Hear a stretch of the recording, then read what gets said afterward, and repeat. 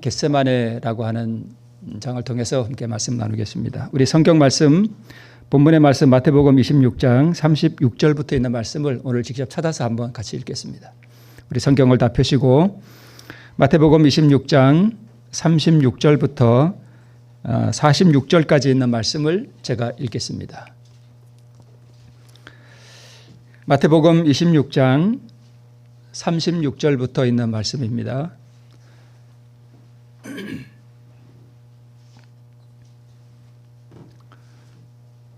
네, 마태복음 26장 36절부터 있는 말씀.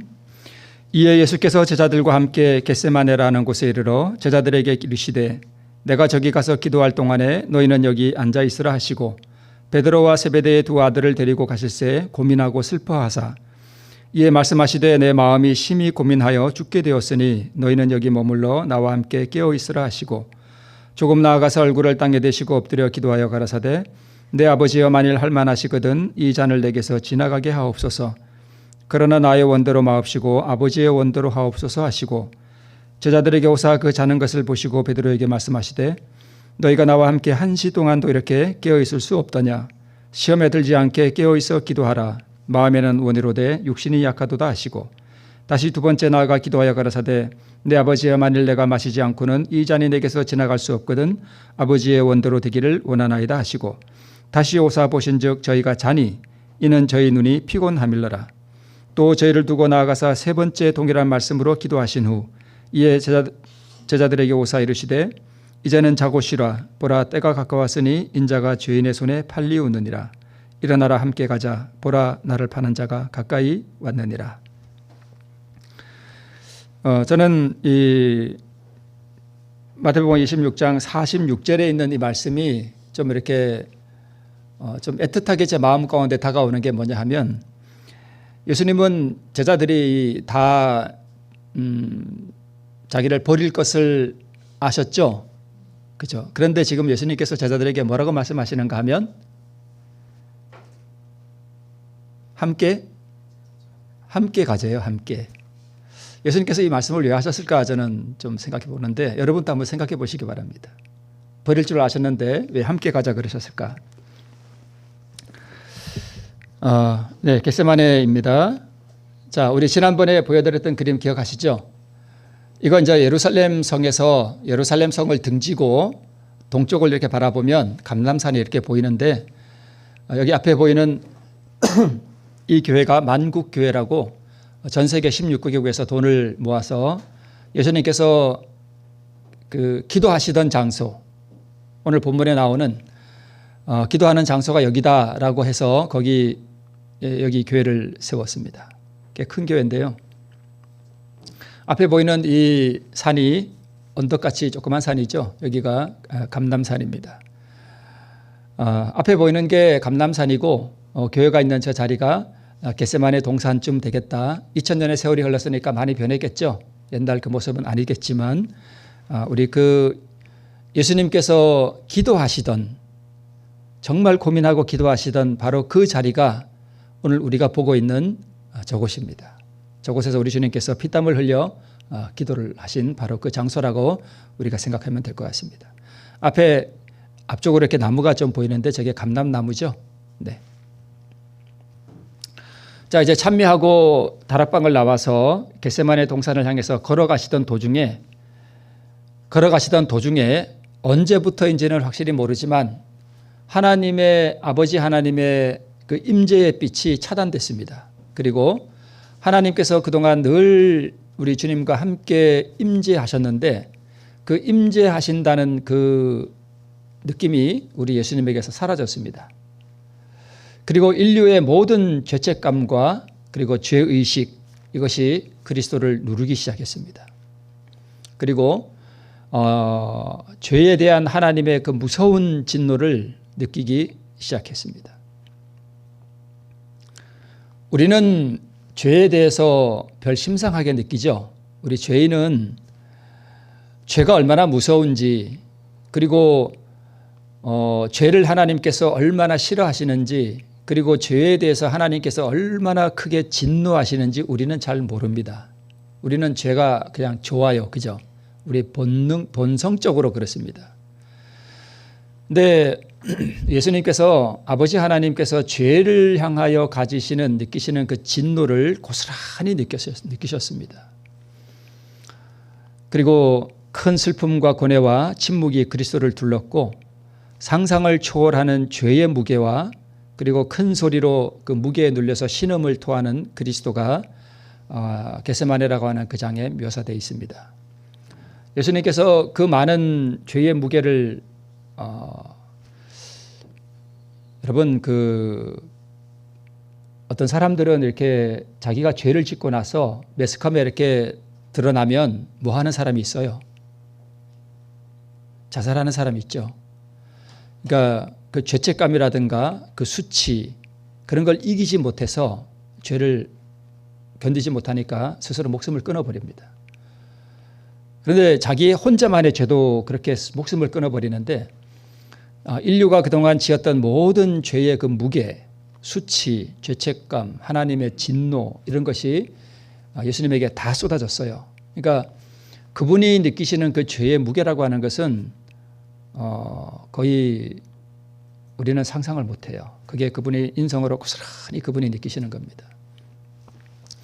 그러니까 겟세마네 동산에서 기도하시기 위해서 엎드리기 전에 이미 그것들이 그분에게 쏟아지기 시작했습니다. 하나님의 임재는 거두어지고 그래서 그분이 그것을 견디지 못해서 비틀거리면서 이제 동산으로 들어가시게 됩니다. 그리고 이제 동산의 입구에서 8명의 제자를 따로 두시고 베드로와 요한과 야고보 이 세 제자를 데리시고 동산 안으로 이제 들어가십니다. 그리고 세 제자에게 한 곳에 이르러서 너희는 여기 머물러 나와 함께 깨어 있으라라고 명하시고 그분께서는 이제 돌 던질 만큼 떨어진 곳에 가셔서 혼자 이렇게 기도하시기 시작합니다. 여기서 이제 투쟁이 벌어지는데요. 이 대쟁투가 무슨 대쟁투인가 하면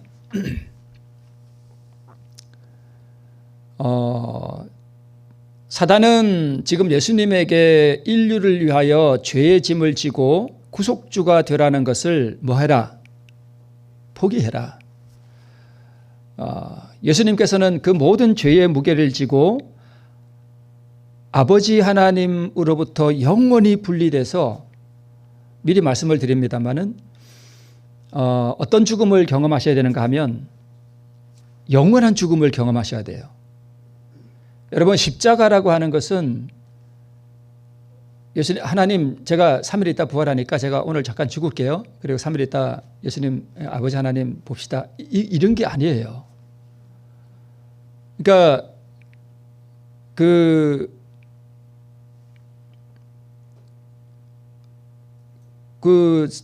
두려움 그다음에 아버지로부터 분리된다는 걸 우리는 잘 몰라요. 그죠? 저도 모릅니다. 저도 모르면서 지금 여기 서서 설교하는 거예요. 웃기죠? 웃긴 건 아니지만 어떻게 보면 참 웃긴 거예요. 그죠? 그걸 저도 잘 모르는데 제가 여기 설교한다는 게 좀 그래요. 그래도 해야지 어떻게 해요. 그죠? 아버지와 영혼이 분리된다는 게 얼마나 두려운지는 저도 모르고 어떤 인간도 잘 모릅니다. 오직 예수님만이 그걸 아셔요. 예, 그걸 예수님이 겪으시면서 자기를 영원한 사망에 둘 때 포기할 때 그분에게 이르러 온 그 고민, 두려움, 슬픔 그걸 우리는 잘 몰라요. 그러니까 그 상황에서 본인은 영원한 생명을 자기의 생명을 영원히 버려야 되고 사단은 그거 버리지 마라 라고 유혹을 하고 하는 이 큰 투쟁이 지금 이 겟세마네 동산에서 벌어지는 것입니다. 광야에서는 그리스도가 승리자가 되셨죠. 이제 패권을 짓는 결정짓는 마지막 투쟁이 예수님과 직접 이 겟세마네 동산에서 그 투쟁이 벌어지는 것입니다. 광야에서 예수님이 사단과의 투쟁에서 승리하신 이후에 사단은 이를 갈면서 3년 동안 이 마지막 투쟁을 위해서 준비해 왔습니다. 그러니까 얼마나 철저하게 준비했을까요? 사실 성경이나 또는 이 시대소망에도 그 투쟁이 어떠했는지에 대해서는 정확하게 묘사하고 있지 못하다고 저는 생각합니다. 3년 동안 하여튼 이것을 준비해 왔고 인류를 위하여 자신의 생명을 영원히 내놓는 일을 예수님이 선택할 것이냐, 아니면 인류를 포기하고 자기 생명을 지키고 그냥 하늘로 돌아갈 것이냐 하는 이 투쟁이 지금 벌어지는 것입니다. 예수님이 우리를 위하여 생명을 즐겨 버리시기로 하늘에서 이미 선택하셨고 그게 쉬운 일처럼 보이지만 사실 이것이 그분에게는 너무나 고통스럽고 정말 불가능한 것처럼 어려운 일이었던 것으로 보입니다. 그만큼 이것이 그분에게는 또 고통스러운 일이었고 그랬던 것으로 보입니다. 그래서 그가 만일 여기서 실패하면, 여기서 그가는 사단이죠. 그가 여기서 실패하면 패권을 잡으려던 그의 희망은 좌절될 것이며 세계는 마침내 그리스도의 나라가 될 것이고 그 자신도 실패하고 결국은 영원한 사망으로 내쫓길 것이었죠. 그러나 만일 예수님이 실패하신다면 지구는 사단의 왕국이 될 것이고 인류는 영원히 그의 권세 아래 있게 될 것이었습니다. 만약 그때 예수님이 실패하셨다면 어떻게 됐을까요? 예수님은 그냥 하늘로 돌아가셨을 것이고 하늘에서 누가 내려와야 될까요? 아니, 사단 말고 모세도 내려와야 되고요. 엘리야도 내려와야 되고 에녹도 다 쪼개서 내려와야 됩니다.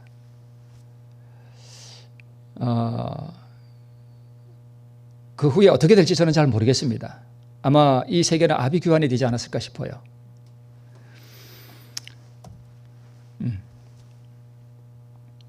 자, 예수님은 물론 3일 있다 부활할 것을 그분이 아셨어요. 그런데 자신의 생명을 내놓는다는 것은 무슨 뜻이냐면 그분의 생명을 영원히 포기하는 거예요. 부활을 장담할 수 없습니다. 이걸 어떻게 이해할 수 있을까? 그러니까 사단은 예수님이 기도할 때 그 옆에 와서 자기 생각을 계속 예수님에게 불어넣었습니다. 만일 당신이 이 죄악이 가득 찬 이 세상을 위하여 보증인이 된다면 당신은 하나님과 영원히 끊어지게 된다. 당신 하나님과 영원히 분리된다. 라고 지금 말하고 있고, 그리고 그분은 나의 왕국에 동화될 것이고 다시는 하나님과 하나가 될 수 없을 것이라고 사단이 이렇게 자기의 생각을 불어넣었는데 예수님이 사단이 지금 예수님에게 불어넣고 있는 그 음성, 그 영향력, 그 파워, 어떤 그것을 예수님이 인성으로 고스란히 그것을 견딘다고 하는 것은 상당히 굉장히 어려웠던 일로 보입니다.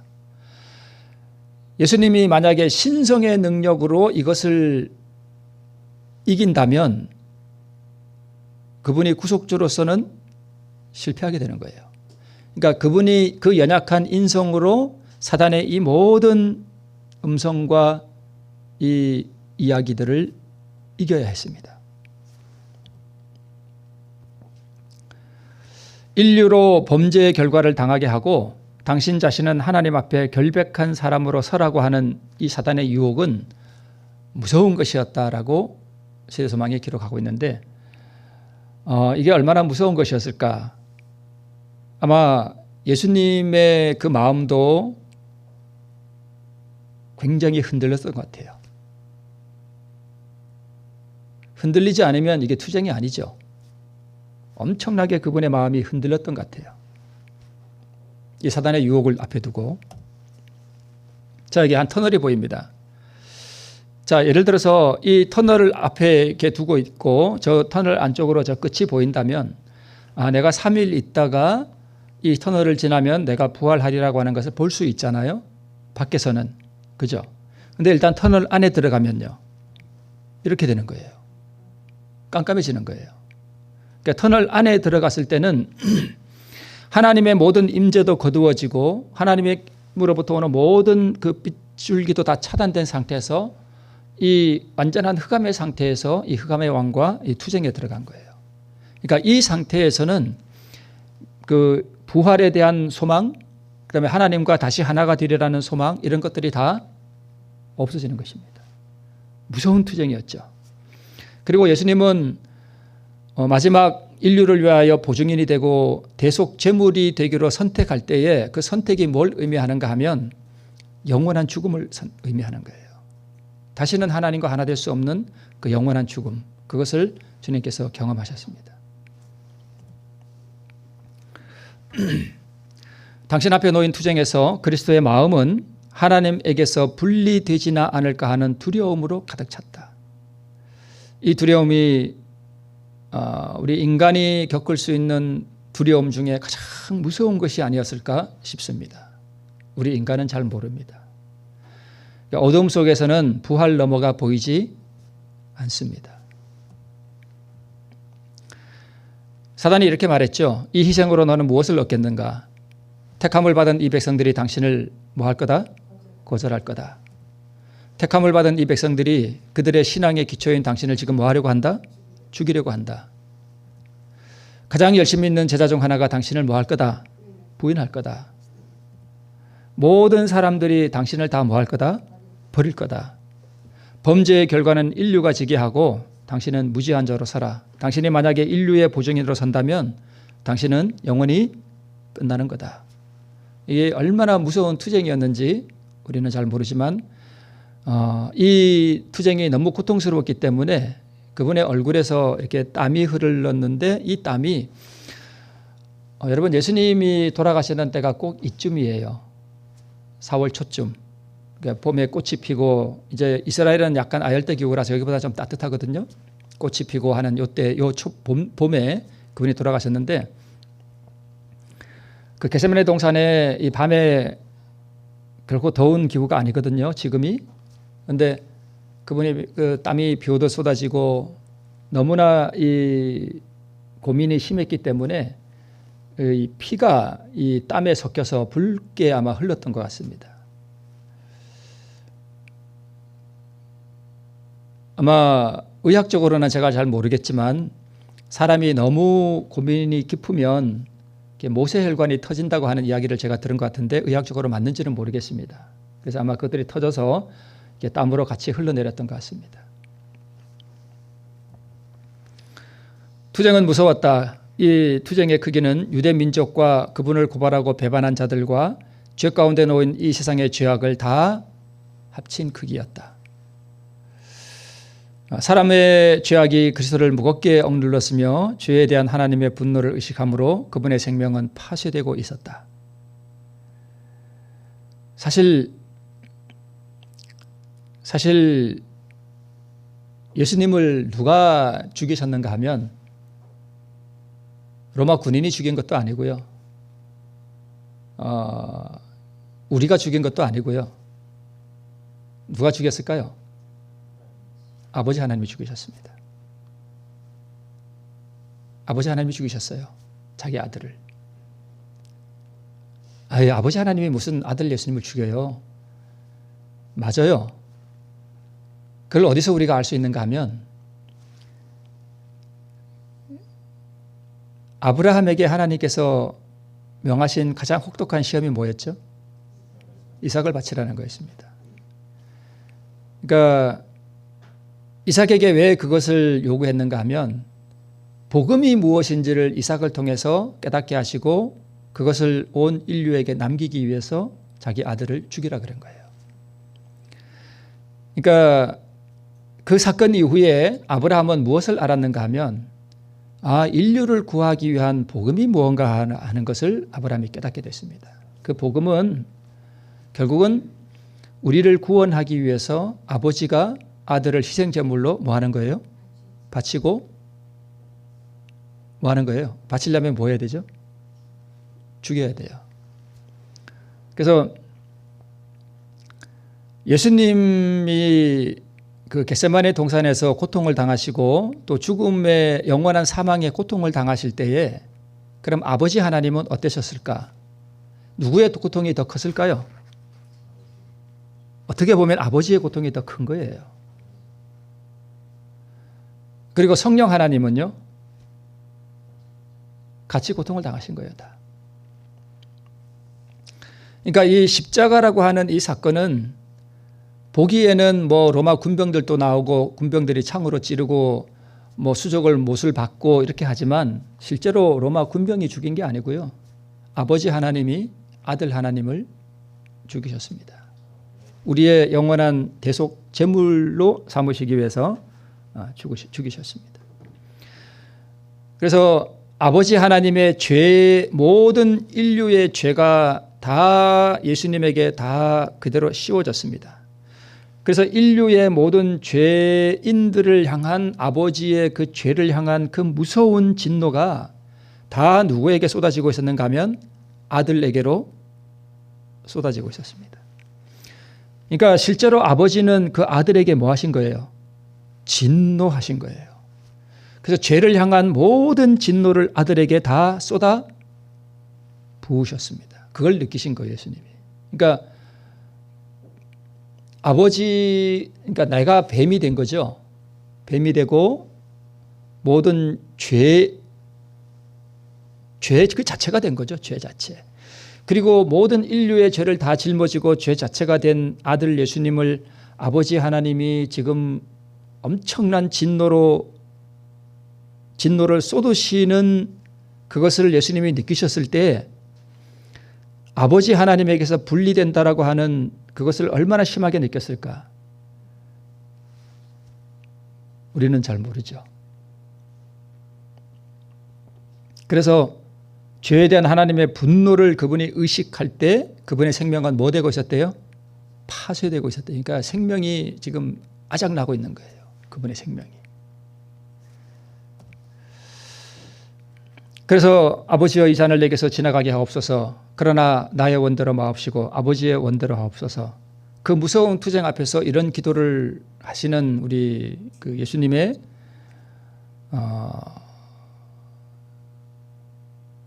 이걸 뭐 제가 어떻게 설명할 수 있을까요?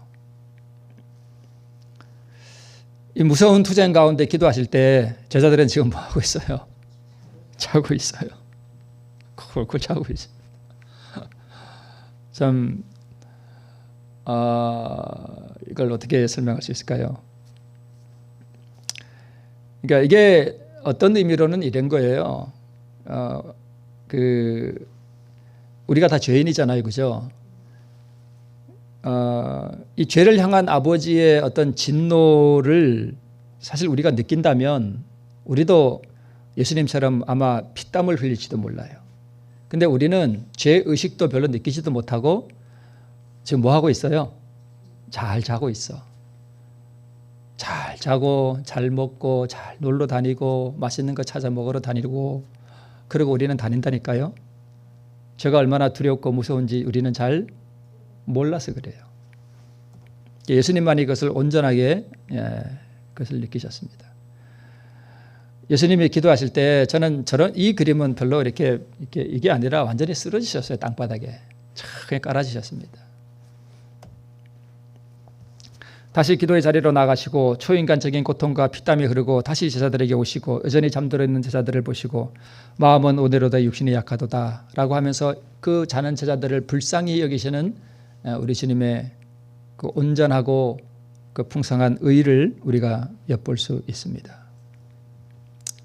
다시 세 번째 기도의 자리로 가시고 세 번째 동일한 기도를 하셨습니다. 그러니까 이 기도를 3번 하신 거예요. 아버지 이 잔을 내게서 지나가게 하옵소서. 그러나 나의 원대로 마옵시고 아버지의 원대로 하옵소서라는 이 기도를 3번 하신 거예요.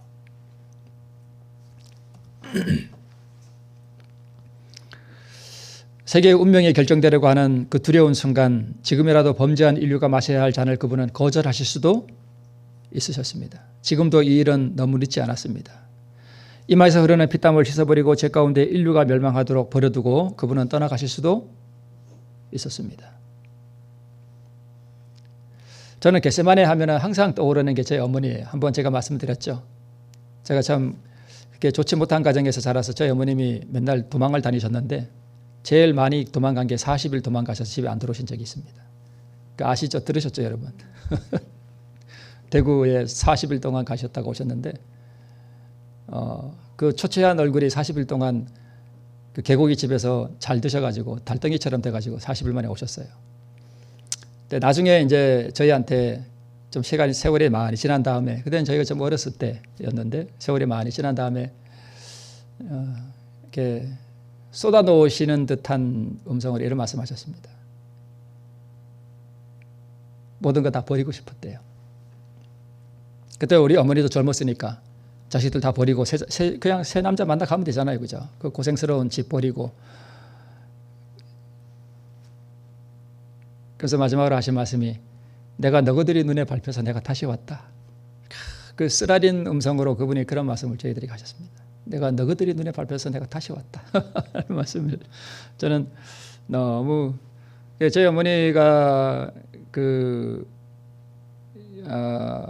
거기 어디죠? 저기 동탄 저희 여동생 그 집 가까운 병원에 한림대 병원인가 거기 계실 때 저희 어머니 그때 몸이 약간 마비가 왔었을 때 제가 그랬습니다.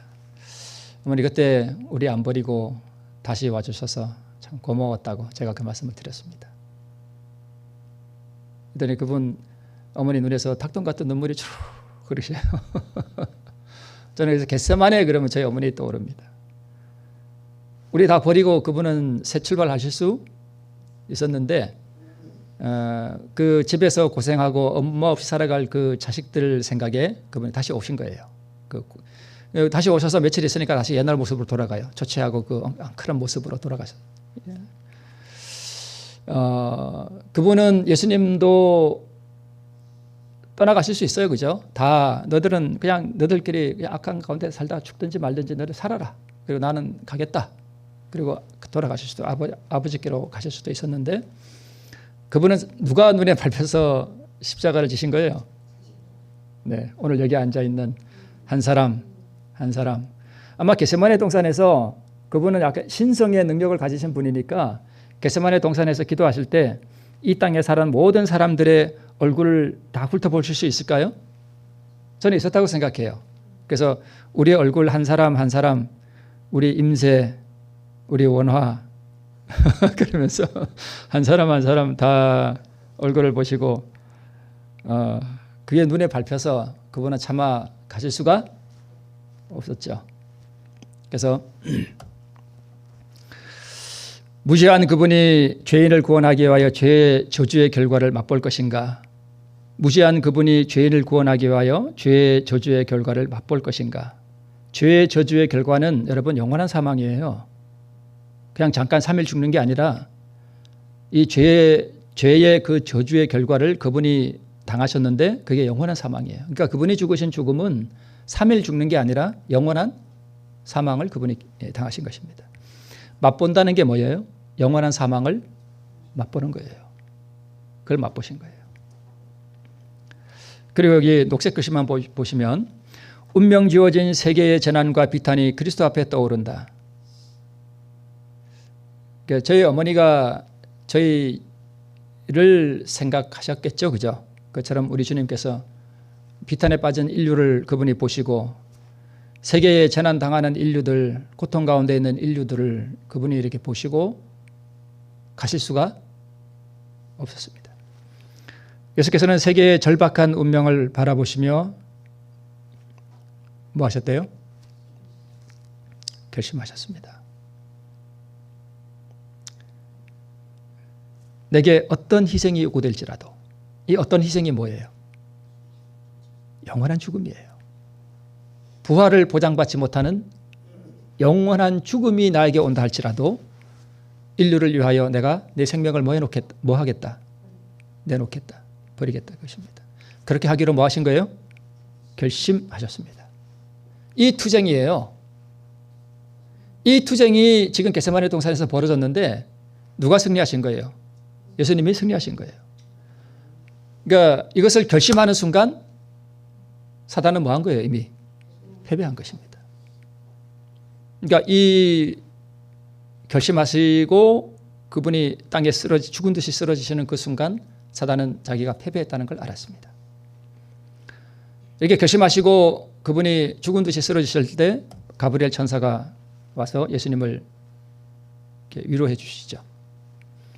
멸망하는 무수한 인간이 그분을 통하여 영생을 얻을 수 있도록 그분은 피의 침례를 받아 들으신다.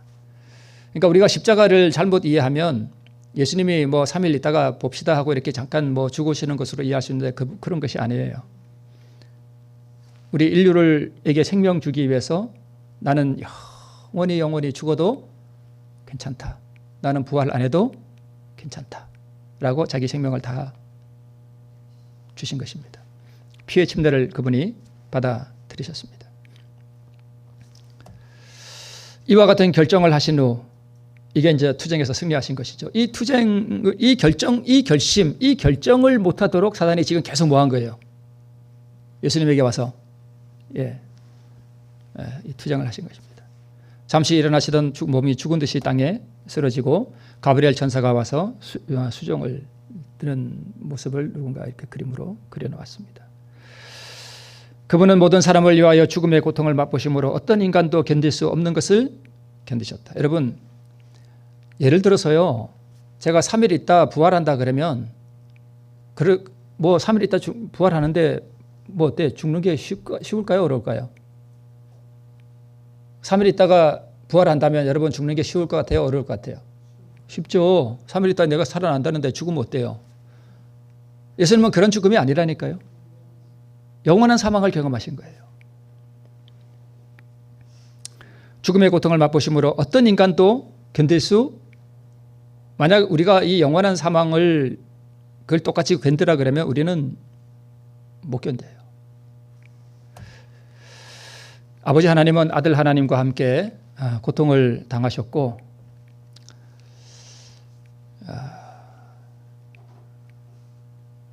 죽을 수밖에 없는 인생들이 그의 사랑하는 아들로부터 당신의 빛과 사랑과 영광을 거두시는 아버지를 침묵과 슬픔 가운데서 지켜보았던 수많은 천사들의 놀라움을 바라볼 수 있었다면 그들은 하나님 보시기에 죄가 얼마나 불쾌한지를 좀 더 잘 깨달을 것이다.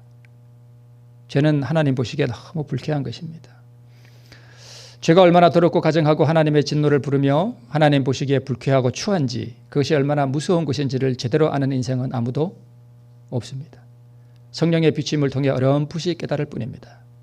우리가 죄를 있는 그대로 보면 즉시 죽어버립니다. 자, 이제 마지막입니다. 이제 세 번째, 그분이 기도를 하시고 결심하시고 난 다음에 가브리엘 천사가 왔고, 가브리엘 천사가 떠나고 곧이어 누가 왔어요? 폭도들이 왔습니다. 유다가 입맞춤으로 인자를 팔았습니다. 예수님이 순순히 포승에 포박되어서 끌려가는 모습을 제자들이 다 보고 도망가자고 제의한 제자가 있었습니다. 끝났다. 이제는 예수님이 이렇게 포박되어 가지고 끌려가는 모습을 보면서 분노를 느꼈습니다. 그리고 실망하고 슬픔 가운데, 공포 가운데 이제는 우리의 목숨을 구하자, 우리 다 도망가자라고 제의한 제자가 있었습니다. 누구였을 것 같습니까? 베드로였습니다. 다 주를 버릴지라도 나는 언제든지 버리지 않겠나이다 라고 말했던 베드로가 제자들에게 우리 도망가자 라고 말했습니다. 그 소리를 듣고 다들 걸음 하나 살려라 하고 다 도망가 버렸습니다. 버림받은 구주, 홀로 포도즙 틀을 밟으시는 구주, 인류를 위해 자신의 생명을 영원히 아주 주시는 구주, 그분이 오늘 나를 위해서 그 겟세마네에서 피땀을 흘려 기도하시던 그 모습을 우리가 살펴보았습니다. 죄를 향한 하나님의 진노 우리가 기억하시고, 죄가 얼마나 더럽고 추한지, 그리고 그것이 하나님 아버지의 얼마나 큰 진노와 분노를 불러일으키는지 우리 다시 한번 기억하시고, 그 죄의 짐을 지신 우리 구주를 사랑하시고 죄를 포기하고 버리고 우리 주님을 따라 동행하는 우리 모두가 되기를 바라면서 말씀을 줄입니다.